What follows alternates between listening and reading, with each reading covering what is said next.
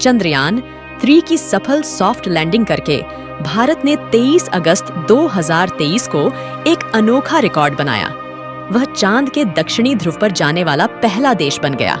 सिर्फ लैंडिंग ही नहीं, भारत का विक्रम लैंडर और प्रज्ञान रोवर चंद्रमा की मिट्टी पर प्रयोग कर रहे हैं।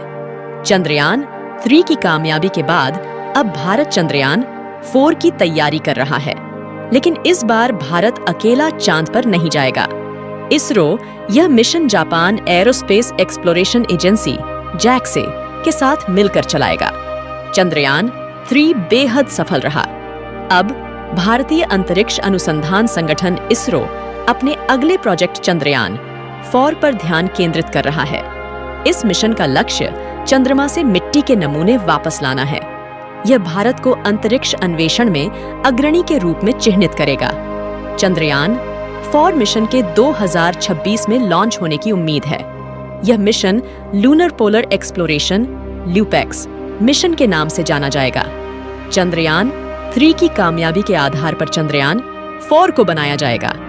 इस मिशन में लैंडिंग चंद्रयान 3 की तरह ही होगी, लेकिन केंद्रीय मॉड्यूल परिक्रमा मॉड्यूल के साथ डॉक करने के बाद वापस आ जाएगा, जो बाद में पृथ्वी के वायुमंडल के पास अलग हो जाएगा और पुनः प्रवेश मॉड्यूल मिट्टी और चट्टान के नमूने के साथ वापस आ जाएगा।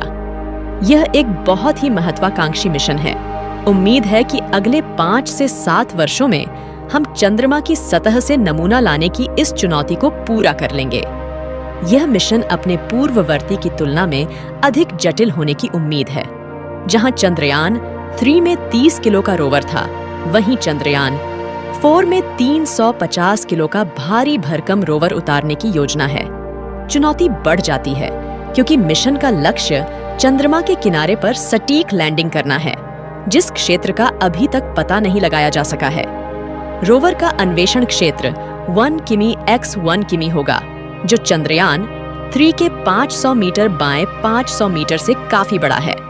चंद्रयान 3 के लैंडर का पेलोड चांद का तापमान, थर्मल कंडक्टिविटी, भूकंप की जानकारी इकट्ठा कर रहा है। वहीं रोवर चांद की मिट्टी में मौजूद तत्वों का पता लगा रहा है। कई मायनों में चंद्रयान 3 भविष्य के मिशन के रास्ते खोल रहा है।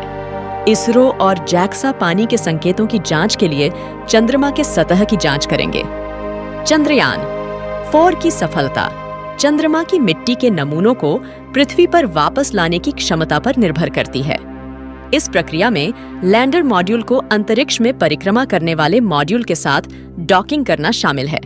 इसके बाद नमूनों के साथ केंद्रीय मॉड्यूल की वापसी होती है। इस ऑपरेशन में 2 लॉन्च वाहन शामिल होंगे, जो मिशन के पैमाने और जटिलता को दर्शाते हैं।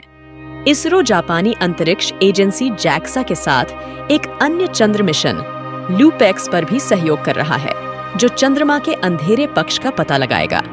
इस मिशन में 350 किलोग्राम वजनी रोवर चंद्रमा की सतह पर 90 डिग्री तक के क्षेत्रों की खोज करेगा।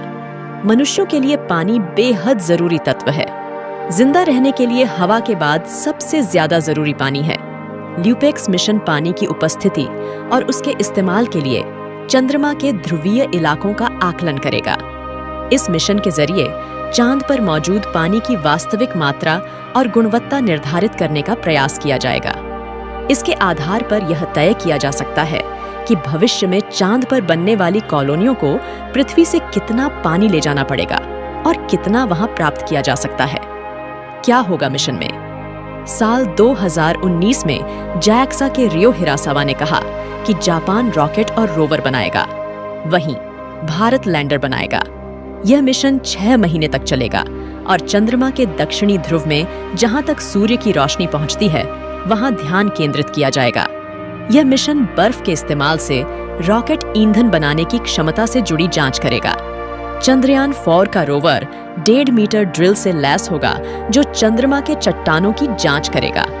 यह चंद्रमा की चट्टानों को गर्म करके उसमें वाष्पित होने वाले तत्वों की जांच करेगा। आई होप कि आज का वीडियो आपको पसंद आया है, तो हमारे YouTube चैनल ग्लोबल थिंक को सब्सक्राइब करना ना भूले, लाइक और शेयर करना ना भूले। अगली बार मिलेंगे ऐसी ही इंटरेस्टिंग वीडियो के साथ। Thanks for watching.